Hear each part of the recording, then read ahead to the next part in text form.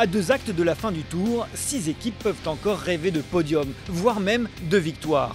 Grand perdant de la dernière journée de régate au Gros du Roi, l'ancien leader Trésor de Tahiti, désormais 3e, conserve toujours la même philosophie.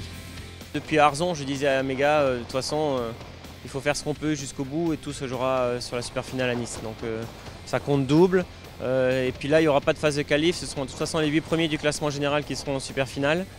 A priori, on y sera.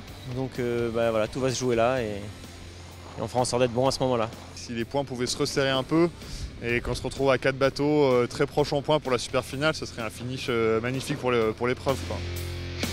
Mais avant Nice, il y a Marseille, où le classement peut encore évoluer. Actuellement 4e, Oman Sail doit-il être plus offensif pour espérer l'emporter? C'est pas dans notre manière d'approcher la course qu'il faut changer. C'est peut-être c'est à l'intérieur de la course. Il y a eu quelques fois où on a peut-être été un peu conservateur, où la chance ne doit pas toujours sourire aussi. On n'a pas le sentiment d'avoir beaucoup de réussite depuis le début. Donc là, ça fait partie du jeu, mais il n'y a pas de changements radicaux à faire. Et qu'en pense le tout nouveau leader au classement général? Je pense qu'on va rester le plus calme possible, naviguer le mieux possible, faire des bons départs, être devant le plus possible, puis après on verra. Mais je pense que si on commence déjà à se mettre le feu maintenant, il y a moyen de se louper. Donc non, continuons à naviguer comme on a fait, et puis on verra au bout.